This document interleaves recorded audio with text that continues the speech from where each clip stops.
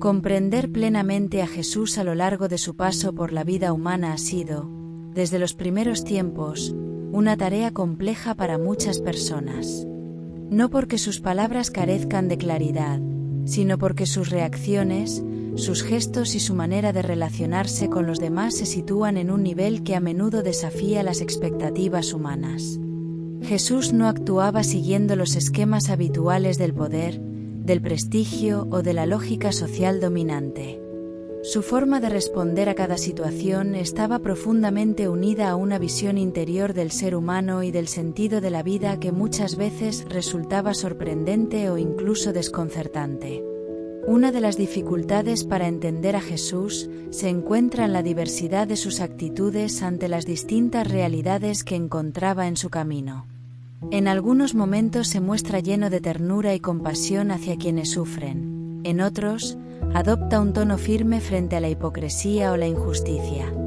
Esta combinación de misericordia y exigencia puede resultar difícil de interpretar para quienes esperan una conducta uniforme o previsible. Sin embargo, esa diversidad de reacciones revela una coherencia profunda, su preocupación constante por la verdad y por la dignidad del ser humano. Durante su vida pública, Jesús se acercó a personas muy distintas: pobres, enfermos, marginados, autoridades religiosas, personas sencillas y también individuos que lo cuestionaban. Cada encuentro generaba una respuesta particular. A veces respondía con parábolas que invitaban a pensar, otras veces con gestos concretos de ayuda o con palabras que abrían horizontes nuevos. Este modo de actuar demuestra que su mensaje no era una teoría abstracta, sino una realidad viva que se adaptaba a las circunstancias de cada persona. Para muchos de sus contemporáneos, esta forma de proceder resultaba difícil de comprender. Algunos esperaban un líder político o un reformador social que actuara según criterios visibles de poder. Otros buscaban un maestro que confirmara sus propias ideas. Sin embargo, Jesús no se ajustaba completamente a ninguna de esas expectativas. Su misión parecía dirigirse más al corazón de las personas que la construcción de un sistema externo. Por eso sus acciones y sus reacciones podían parecer desconcertantes para quienes lo observaban desde esquemas rígidos. Otra razón que explica la dificultad de entender a Jesús es la profundidad simbólica de muchas de sus palabras. Las parábolas, por ejemplo, no ofrecían respuestas inmediatas ni simplificadas. Más bien abrían una puerta a la reflexión interior. Quien escuchaba debía detenerse, pensar, relacionar las imágenes con su propia vida y descubrir por sí mismo el sentido más profundo del mensaje. Este método de enseñanza exigía una actitud abierta y una disposición a cuestionar las propias certezas. Además, el paso de Jesús por la vida humana estuvo marcado por situaciones intensas, encuentros con el sufrimiento, confrontaciones con la incomprensión y momentos de profunda entrega. Cada uno de estos episodios refleja aspectos distintos de su personalidad y de su misión. A veces aparece como un maestro que enseña con serenidad, otras veces como alguien que se conmueve ante el dolor de los demás, en ocasiones también como una voz profética que denuncia aquello que deshumaniza a las personas. Con el paso del tiempo, generaciones enteras han reflexionado sobre estos gestos y palabras intentando comprenderlos con mayor profundidad. La dificultad de entender a Jesús no significa que su mensaje sea inaccesible, sino que posee una riqueza que no se agota fácilmente. Cada época, cada cultura y cada persona pueden descubrir aspectos nuevos de su vida y de su enseñanza. En ese sentido, el intento de comprender a Jesús se convierte también en un camino de búsqueda personal.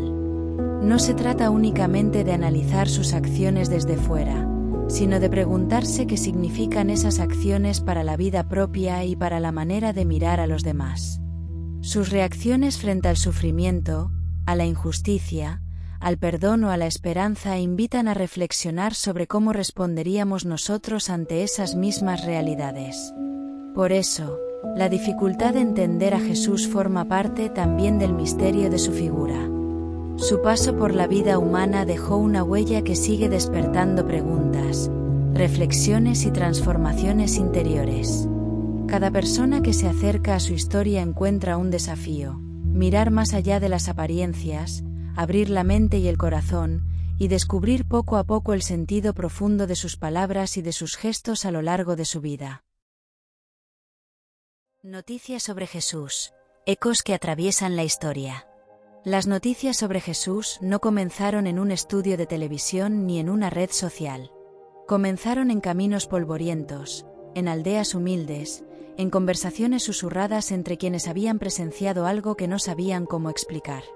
Eran relatos transmitidos de boca en boca, cargados de asombro y, en muchos casos, de transformación personal. En una región pequeña del Imperio Romano, en la antigua Judea, empezó a circular la noticia de un hombre que hablaba con autoridad, pero sin imponerse por la fuerza. Decían que enseñaba en parábolas, que se sentaba con quienes eran rechazados por la sociedad y que tocaba heridas que nadie más quería mirar. La noticia no era solo lo que hacía, sino cómo lo hacía, con compasión, con firmeza, con una serenidad que desconcertaba a quienes esperaban un líder político o militar. Las primeras crónicas escritas surgirían más tarde en los Evangelios del Nuevo Testamento. En ellos se narran sus enseñanzas, sus encuentros, sus milagros y su mensaje central sobre el amor, el perdón y el reino de Dios. Aquellas páginas no eran simples biografías, eran testimonios de fe, relatos que buscaban transmitir no solo información, sino significado. La noticia se expandió rápidamente. Lo que comenzó en Galilea llegó a Jerusalén, y desde allí, tras su crucifixión, se extendió por el Mediterráneo.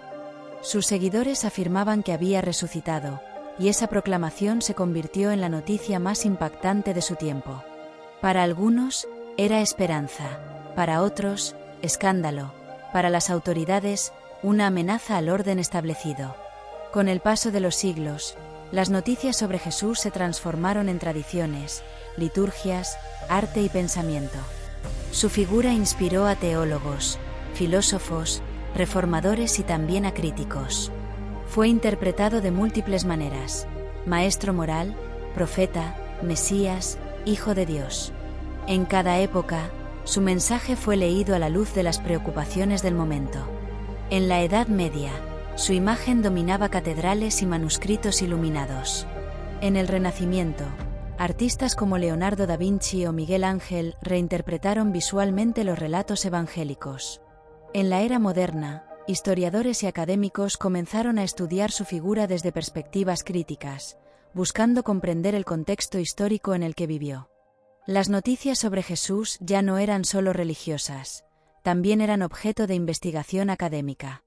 Hoy, en el siglo XXI, las noticias sobre Jesús continúan apareciendo en debates culturales, estudios arqueológicos y producciones audiovisuales. Documentales, películas y libros exploran su vida desde distintos ángulos. En redes sociales, su nombre sigue generando conversación, reflexión y, a veces, controversia. Su mensaje sigue siendo citado en discursos sobre justicia, compasión y reconciliación. Pero más allá de titulares y análisis, la noticia central que atraviesa los siglos es la misma: un hombre que habló del amor al prójimo como fundamento de la convivencia humana. Un mensaje que invita a mirar al otro con misericordia, a perdonar incluso cuando parece imposible y a buscar una transformación interior antes que la imposición externa. Las noticias sobre Jesús no han dejado de circular porque no se limitan a un hecho del pasado. Para millones de personas, siguen siendo una experiencia viva que orienta decisiones, valores y esperanza. Para otros, representan un capítulo fundamental de la historia cultural y espiritual de la humanidad. Sea cual sea la perspectiva, lo cierto es que pocas figuras han generado una conversación tan prolongada y profunda. Las noticias sobre Jesús no pertenecen únicamente a un tiempo antiguo, siguen resonando en cada generación, adaptándose a nuevos lenguajes, pero conservando un núcleo que continúa interpelando al corazón humano. La mirada de Jesús Christ hacia los pobres de espíritu, hacia quienes viven en la necesidad o buscan salud y consuelo, ocupa un lugar central en su mensaje y en su forma de relacionarse con las personas. En el corazón de su enseñanza aparece una idea profundamente transformadora. Aquellos que se sienten pequeños, frágiles o necesitados no están lejos de Dios, sino especialmente abiertos a su presencia. No se trata de una pobreza únicamente material, aunque también la incluye, sino de una disposición interior que reconoce la propia limitación y la necesidad de ayuda. Los pobres de espíritu son, en este sentido, las personas que no se consideran autosuficientes. Son quienes perciben que la vida no se sostiene solo por la fuerza humana, sino que necesita sentido, dirección y esperanza. Jesús dirigía su palabra con particular cercanía a quienes vivían en esa condición interior, los enfermos que buscaban salud, los marginados que necesitaban dignidad, los cansados que buscaban descanso y quienes se sentían perdidos en medio de las dificultades de la vida. En su trato con las personas, Jesús no establecía barreras entre los que tenían valor y los que no lo tenían. Al contrario, su actitud consistía en acercarse precisamente a quienes la sociedad solía apartar. Los enfermos eran escuchados, los pobres eran acogidos y los que sufrían eran mirados con compasión. Esa forma de actuar revelaba una visión distinta del ser humano. Cada persona posee una dignidad profunda que no depende de su situación económica, de su salud o de su prestigio social. La salud, en el contexto de su mensaje, no era únicamente la ausencia de enfermedad. Era una restauración integral del ser humano. Cuando Jesús se acercaba a alguien que sufría, no solo atendía al dolor físico, también buscaba devolverle la esperanza, la confianza y la conciencia de su valor. En muchos relatos se observa cómo la persona recupera algo más que el bienestar corporal. Recupera su lugar en la comunidad y su capacidad de mirar el futuro con esperanza. Las personas que viven en la necesidad, ya sea material, emocional o espiritual, se convierten, en la enseñanza de Jesús, en una prioridad moral. No porque sean más importantes que los demás, sino porque la compasión revela la verdadera medida del amor. Ayudar al que sufre, compartir con quien carece de lo necesario y cuidar de quien está debilitado son acciones que reflejan el espíritu de su mensaje. Desde esta perspectiva, la pobreza de espíritu se convierte en una puerta abierta a la transformación interior. Cuando el ser humano reconoce su fragilidad, también descubre su capacidad de recibir. Y al recibir consuelo, orientación, misericordia, comienza a experimentar un cambio profundo en su forma de vivir. La humildad interior permite escuchar, aprender y crecer. Jesús mostró que la grandeza humana no consiste en dominar o acumular, sino en amar y servir. Por eso su mensaje se dirige con especial ternura a quienes viven en condiciones de vulnerabilidad.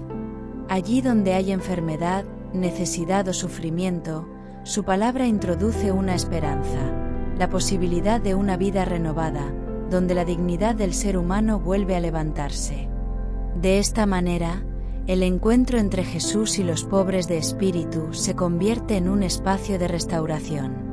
La persona descubre que no está abandonada, que su vida tiene valor y que incluso en medio de la necesidad puede surgir una nueva fuerza interior. En ese proceso, la salud del cuerpo, la paz del corazón y la esperanza del espíritu comienzan a unirse como parte de una misma experiencia de renovación. Así, la relación de Jesús con los pobres de espíritu y con quienes buscan salud o alivio revela una dimensión fundamental de su mensaje: el amor que se inclina hacia el que sufre, la compasión que devuelve dignidad y la esperanza que permite al ser humano levantarse y continuar su camino con una mirada nueva sobre la vida. Los actos y propósitos de algunas personas pueden cerrar el enfoque libre de la mente humana y transformarlo en una mirada condicionada por prejuicios cuando se enfrentan a la noticia sobre Jesús. Esto sucede cuando las ideas, las tradiciones o los intereses personales se convierten en filtros rígidos que impiden contemplar el mensaje con apertura interior. En lugar de permitir que la noticia sobre Jesús sea escuchada con serenidad, reflexión y libertad, ciertas actitudes la reducen a interpretaciones cerradas que limitan su comprensión. A lo largo de la historia, el mensaje de Jesús ha sido presentado como una invitación a mirar la realidad desde una perspectiva más profunda. Una mirada que no se basa únicamente en normas externas, sino en la transformación interior del ser humano. Sin embargo, cuando los actos y las intenciones de algunos se orientan más hacia la defensa de posiciones rígidas o hacia intereses particulares, el enfoque libre se va estrechando. La noticia deja de ser una invitación a descubrir y se convierte en un terreno de confrontación, juicio o desconfianza. El problema no está necesariamente en la noticia misma, sino en la forma en que es recibida. El ser humano posee una capacidad natural para comprender, dialogar y buscar la verdad, pero también puede encerrarse en estructuras mentales que dificultan esa búsqueda. Cuando el corazón se llena de prejuicios, el mensaje pierde su capacidad de interpelar y de abrir horizontes nuevos. En lugar de provocar una reflexión profunda, queda atrapado en interpretaciones superficiales o defensivas. Los prejuicios suelen nacer del miedo, de experiencias negativas o de narrativas que se repiten sin ser cuestionadas. En ese contexto, la noticia sobre Jesús puede ser percibida no como una propuesta de vida, sino como una imposición o como algo que pertenece únicamente a ciertos grupos. Esa percepción limita el diálogo y crea barreras invisibles que separan a las personas del contenido esencial del mensaje. Sin embargo, cuando el enfoque vuelve a ser libre, cuando la persona se permite escuchar sin prejuicios, ocurre algo diferente. El mensaje puede ser examinado con calma, con pensamiento crítico y con apertura interior. Entonces se descubre que la noticia sobre Jesús no se presenta como una obligación, sino como una invitación a reflexionar sobre el sentido de la vida, sobre la dignidad del ser humano y sobre la posibilidad de vivir desde el amor, la justicia y la compasión. Por eso, el desafío no consiste solamente en transmitir la noticia, sino en recuperar una actitud interior capaz de recibirla con libertad. Cuando las intenciones se purifican y los actos se orientan hacia la búsqueda sincera de la verdad, el prejuicio pierde fuerza y el pensamiento se vuelve más amplio. En ese espacio de libertad interior, la noticia sobre Jesús puede ser contemplada de una manera más profunda, permitiendo que cada persona la examine, la cuestione y descubra por sí misma su significado. Así, el enfoque libre se convierte en un camino de apertura intelectual y espiritual. En lugar de cerrar el pensamiento, lo expande. En lugar de imponer conclusiones, invita a la reflexión. Y en ese proceso, el ser humano recupera una de sus capacidades más valiosas, la de acercarse a las grandes preguntas de la vida sin miedo, con honestidad y con el deseo sincero de comprender. El sello de Jesús en el ser humano no es una marca visible, sino una huella interior que orienta la vida hacia su verdadero propósito. En la tradición cristiana, Jesús revela que el sentido profundo de la existencia no se encuentra en el poder, la riqueza o el reconocimiento, sino en el amor que se entrega y en la transformación del corazón. El ser humano, creado con capacidad de amar, de comprender y de elegir el bien, lleva en lo más profundo una llamada a reflejar esa luz. Jesús Christ te enseñó que la vida alcanza su plenitud cuando el corazón se abre a Dios y a los demás. Ese sello puede entenderse como una semilla espiritual, una orientación interior hacia la verdad, la misericordia, la justicia y la compasión. Cuando una persona escucha esa llamada y decide vivir desde ella, su existencia comienza a tomar una dirección distinta. Las decisiones, las palabras y las acciones empiezan a alinearse con un propósito mayor que uno mismo. El propósito de la vida humana, desde esta visión, no consiste únicamente en sobrevivir o acumular experiencias, sino en crecer interiormente. Cada circunstancia, las alegrías, las pruebas, los encuentros con otras personas, se convierte en un espacio donde ese sello puede manifestarse. Amar al prójimo, perdonar, levantar al que cae, buscar la verdad y cuidar la dignidad de cada persona son expresiones concretas de esa huella espiritual. En ese camino, el ser humano descubre que su identidad no se reduce a lo que posee o a lo que logra, sino a lo que es en esencia, un ser capaz de reflejar el amor divino. La enseñanza de Jesús invita a comprender que cada vida tiene un valor inmenso y que cada persona puede convertirse en un puente de esperanza para otros.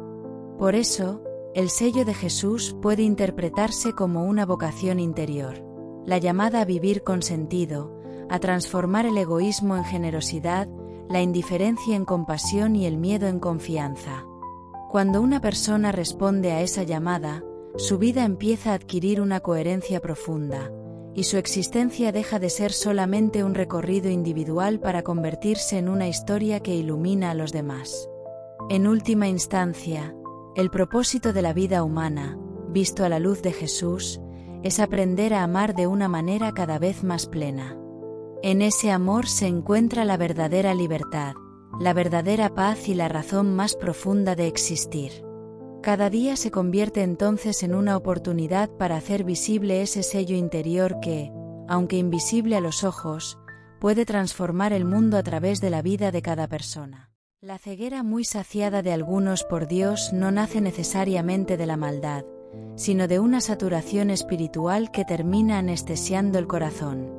Cuando una persona cree que ya lo sabe todo sobre Dios, que ya lo ha comprendido, que ya posee la verdad completa, corre el riesgo de dejar de buscar. Y cuando se deja de buscar, la fe deja de respirar. Hay una ceguera que no proviene de la ignorancia, sino del exceso de seguridad. Es la ceguera de quienes están llenos de conceptos, de normas, de explicaciones, pero vacíos de asombro. Conocen palabras sobre Dios, pero han olvidado la experiencia viva de encontrarse con Él en lo pequeño, en lo humilde, en lo inesperado. Esta saciedad puede convertirse en una forma de distancia espiritual. El alma, creyéndose llena, deja de abrirse. Se acostumbra a lo sagrado hasta el punto de que ya no le sorprende. Y cuando lo sagrado deja de sorprender, se transforma en costumbre, en rutina, en una idea más dentro de muchas ideas. A lo largo de la historia espiritual, se ha visto muchas veces este fenómeno. Aquellos que se sienten más seguros de su cercanía con Dios pueden volverse incapaces de reconocerlo cuando aparece de una manera distinta a la que esperaban. La mente se llena de imágenes rígidas de lo divino, y entonces el corazón deja de reconocer la novedad de Dios.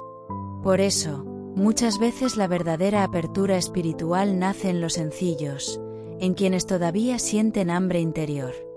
El que tiene hambre busca, pregunta, escucha, observa. En cambio, el que cree estar completamente saciado ya no mira más allá de lo que cree saber. La ceguera saciada es peligrosa porque no se reconoce a sí misma. Quien está en ella piensa que ve con claridad. Se siente seguro en su conocimiento, en sus interpretaciones, en sus estructuras. Pero la vida espiritual, como la vida misma, es movimiento, sorpresa y descubrimiento continuo. Dios no suele manifestarse donde todo está cerrado y resuelto. Aparece donde hay espacio, donde hay preguntas, donde el corazón todavía es capaz de sorprenderse. Allí donde la humildad mantiene abierta la mirada. Por eso, a veces, la mayor luz no está en quien afirma ver perfectamente, sino en quien reconoce que todavía necesita aprender a mirar. Porque mientras exista esa búsqueda. Gracias por visualizar este vídeo. Un saludo sincera. La mirada interior seguirá despertando. Y donde la mirada despierta, la ceguera pierde su poder. Jesús está compartiendo la eternidad con Dios porque fue su elegido. Hablar de Jesús compartiendo la eternidad con Dios es adentrarse en uno de los misterios más profundos de la fe cristiana. No se trata simplemente de una afirmación histórica ni de una idea simbólica, sino de una convicción espiritual que ha sostenido la esperanza de millones de personas a lo largo de los siglos. Decir que fue el elegido no implica únicamente una designación especial, sino una misión que trascendía el tiempo y la historia. Desde los relatos evangélicos, Jesús no aparece como alguien que buscara poder humano, sino como quien comprendía su identidad en relación directa con Dios. Su elección no fue presentada como privilegio, sino como entrega. En múltiples pasajes se describe su conciencia de estar cumpliendo la voluntad del Padre, incluso cuando esa voluntad implicaba sacrificio, incomprensión y sufrimiento. La elección divina, en este sentido, no se manifestó en triunfo político, sino en obediencia espiritual. La idea de que Jesús comparte la eternidad con Dios está profundamente vinculada a la creencia en su resurrección y ascensión. Para los primeros cristianos, la resurrección no fue simplemente el regreso a la vida, sino la entrada definitiva en la gloria eterna. Esa convicción transformó el miedo en valentía y la desesperanza en proclamación. Si Jesús estaba vivo en la eternidad de Dios, entonces la muerte no tenía la última palabra. Teológicamente, esta afirmación se conecta con la comprensión de Jesús como hijo. No un hijo en sentido meramente biológico o metafórico, sino en una relación única y eterna con Dios. Según la doctrina cristiana desarrollada en los primeros concilios, Jesús no fue elegido como quien es nombrado para una tarea temporal, sino que participa de la misma naturaleza divina. Sin embargo, en su vida terrenal asumió plenamente la condición humana, mostrando que la elección divina puede convivir con la humildad. La eternidad, en este contexto, no debe entenderse solo como tiempo infinito. Es una dimensión distinta, una comunión plena con Dios. Decir que Jesús comparte la eternidad con Dios es afirmar que su vida no terminó en la cruz, sino que se abrió a una realidad que trasciende la historia. Para el creyente, esto no es un dato abstracto, sino la base de la esperanza. Donde está Él, también puede estar quien cree. Pero la elección de Jesús no fue exclusión de los demás. Al contrario, su misión consistió en abrir un camino. En los Evangelios se presenta a sí mismo como el camino, sugiriendo que su unión eterna con Dios no es un privilegio aislado, sino una puerta para la humanidad. La elección, entonces, no es solo individual, sino representativa. Él encarna lo que la humanidad está llamada a ser: reconciliada, transformada, elevada. A lo largo de la historia, esta idea ha inspirado arte, filosofía y espiritualidad. Pintores representaron la ascensión como un momento de luz y gloria. Teólogos reflexionaron sobre la unión hipostática, intentando expresar con palabras humanas un misterio que supera toda lógica. Místicos describieron la eternidad compartida con Dios como una comunión de amor inagotable. Sin embargo, más allá de las formulaciones doctrinales, la afirmación tiene una dimensión existencial. Si Jesús comparte la eternidad con Dios porque fue su elegido, entonces su vida en la tierra fue una manifestación visible de esa realidad invisible. Cada gesto de compasión, cada palabra de perdón, cada acto de entrega revelaba algo del carácter eterno de Dios. Para quien contempla esta verdad desde la fe, no es solo una declaración teológica, sino una invitación. La elección de Jesús no es un punto final, sino un comienzo, una llamada a vivir de acuerdo con los valores que Él encarnó. La eternidad compartida con Dios no es solo destino futuro, sino comunión que comienza en el presente, cuando el ser humano decide orientarse hacia el amor, la justicia y la misericordia. Así, afirmar que Jesús comparte la eternidad con Dios porque fue su elegido es reconocer una misión cumplida, una identidad revelada y una esperanza ofrecida. Es una proclamación que ha atravesado siglos, culturas y lenguas, sosteniendo la convicción de que la historia humana no está cerrada en sí misma, sino abierta a una realidad eterna donde el amor tiene la última palabra. Saber de todo y mantenerlo oculto a los demás puede parecer, a primera vista, una forma de poder silencioso. El conocimiento, cuando se acumula, otorga seguridad, capacidad de análisis y una ventaja evidente en distintos contextos. Sin embargo, cuando ese saber se guarda deliberadamente y se convierte en una herramienta de distanciamiento o superioridad, puede transformarse en un aislamiento profundo. El conocimiento está llamado a iluminar, no a ocultarse. Cuando una persona sabe mucho pero decide callar constantemente para no compartir, puede hacerlo por diferentes razones: miedo a no ser comprendido, deseo de mantener control, inseguridad disfrazada de autosuficiencia o incluso desconfianza hacia los demás.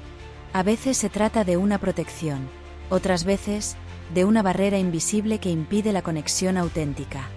En el ámbito social, quien aparenta saberlo todo pero se mantiene reservado puede generar una sensación de misterio, pero también de lejanía. Los demás pueden percibir frialdad o falta de apertura. El conocimiento compartido construye puentes. El conocimiento retenido levanta muros. No se trata de exponer todo lo que uno sabe, sino de entender que la sabiduría cobra sentido cuando contribuye al crecimiento colectivo. También existe otro matiz.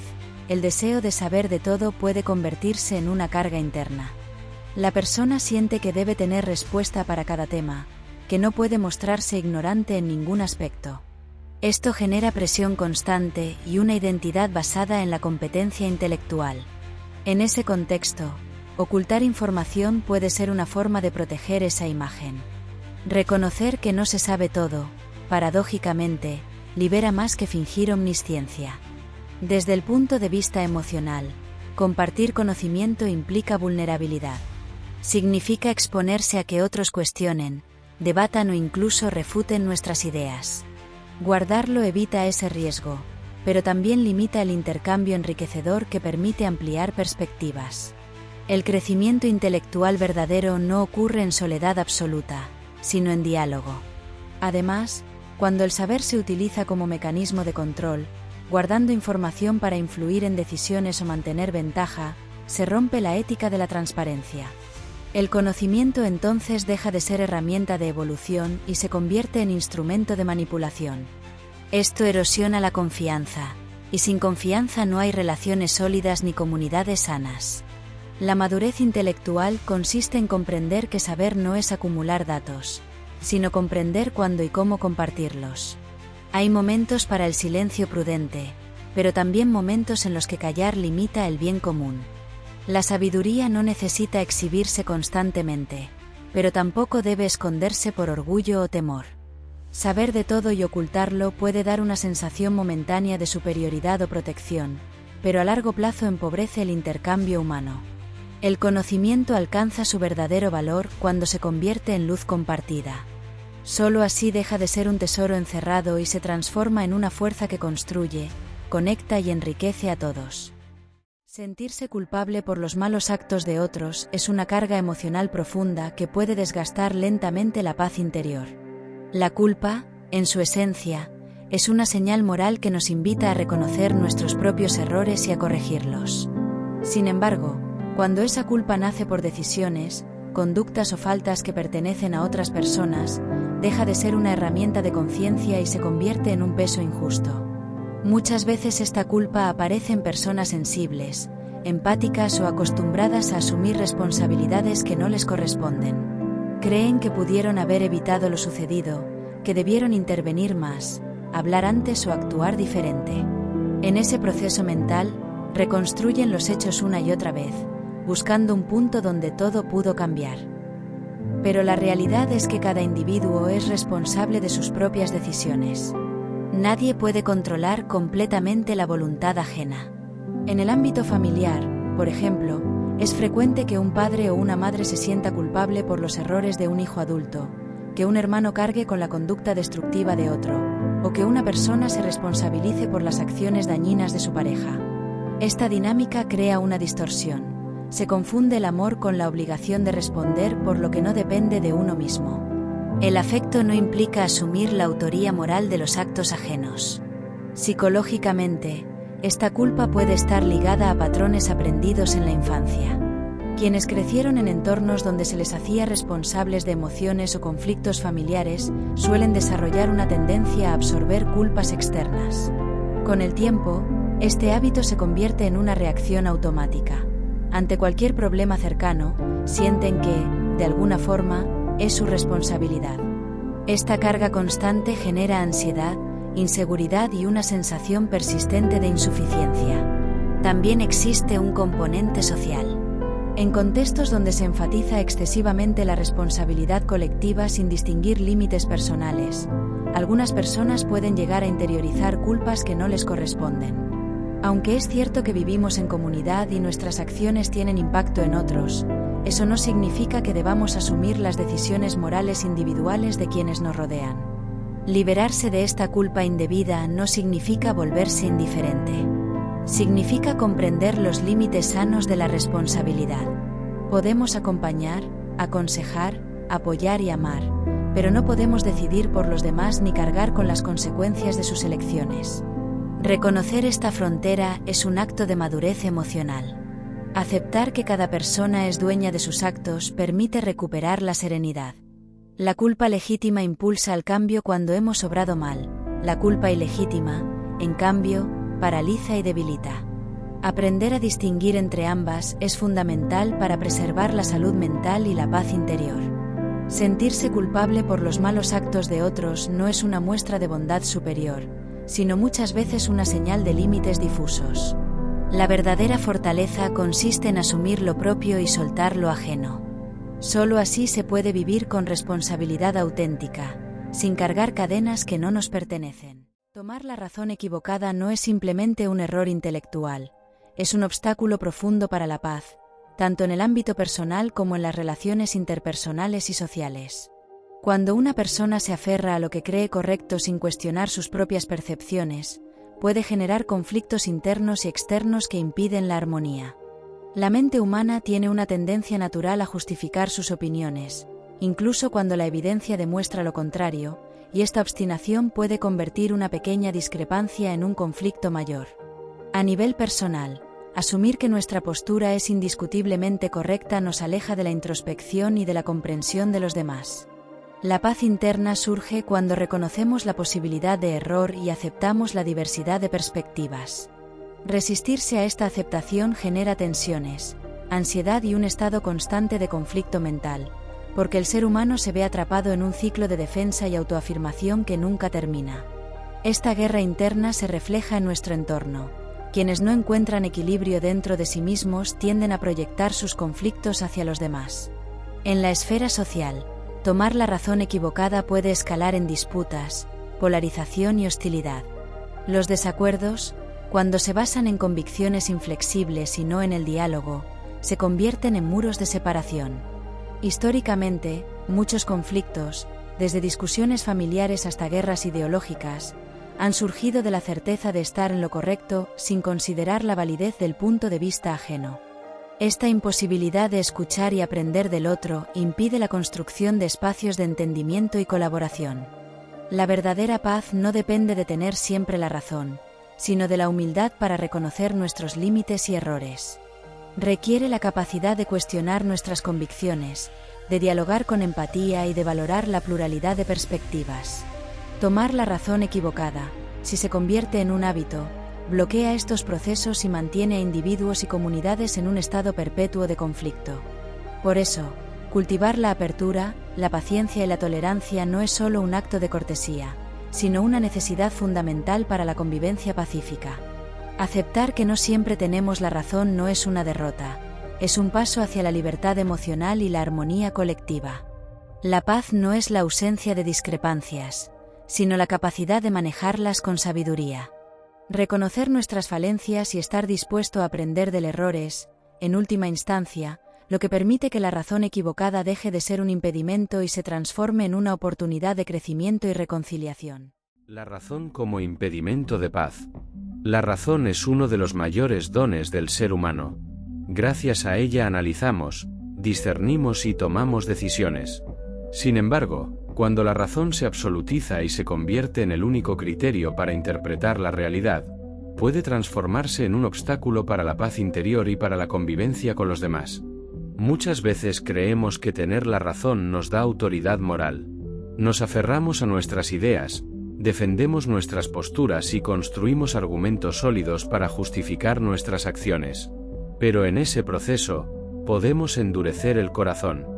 Cuando la razón se impone sin espacio para la comprensión, deja de ser un instrumento de luz y se convierte en una barrera que nos separa. En conflictos personales, familiares o sociales, la lucha por demostrar quién tiene la razón suele alimentar la tensión. Cada parte se siente legítima, cada uno cree poseer la verdad.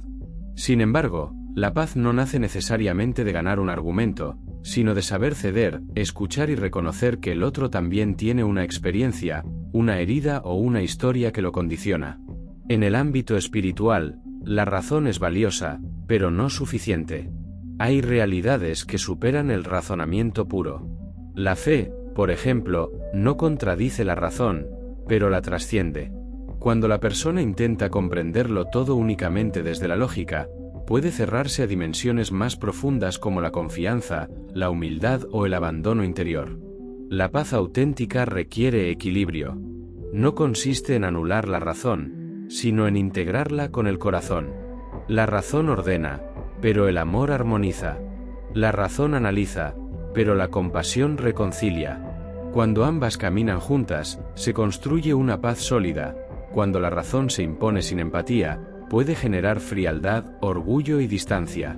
A veces, la mayor sabiduría no está en demostrar que tenemos razón, sino en preguntarnos, ¿esto construye paz o alimenta división?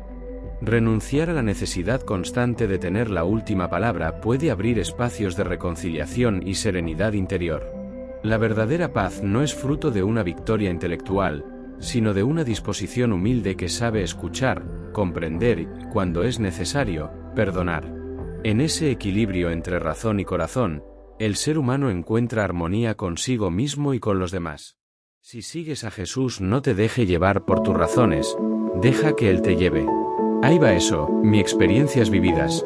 Jesús está en los cielos con el Padre llevándonos a cada uno de nosotros, con su misma presencia, sin diferencias de unos con otros, para hacernos sentir suyo. Los que no lo aprueban su existencia de Dios no experimentan ni descubren nada de su divinidad. Para llegar al se necesita ser sincero y práctico con los demás. Entonces es cuando se revela y no necesitas más razonamientos. Si lo quieres a Jesús y a Dios se te presentará en su divina esencia, por la voluntad de ellos. El cristiano debe llevar la alegría de Jesús, pero no siempre, por los acontecimientos que acompañan, una guerra, un accidente o una muerte violenta a manos de alguien, debemos medidamente controlar ese fervor, porque damos una imagen desproporcionada. Soy cristiano, los sentimientos están muy cuestionados por esta sociedad y nos juzgan muy rápidamente. No hay que caer en los sinsentidos de la vida. De mis pensamientos está arriba indicado mano blanca indicando hacia arriba. Esto es lo que dice la inteligencia artificial aquí abajo indicado mano blanca indicando hacia abajo. Jesús está en los cielos junto al Padre, y desde allí nos atrae a cada uno hacia Él. Su presencia no establece diferencias entre unos y otros, nos acoge personalmente y nos hace sentir que le pertenecemos. En Él no hay exclusiones, sino una llamada universal al amor y a la comunión.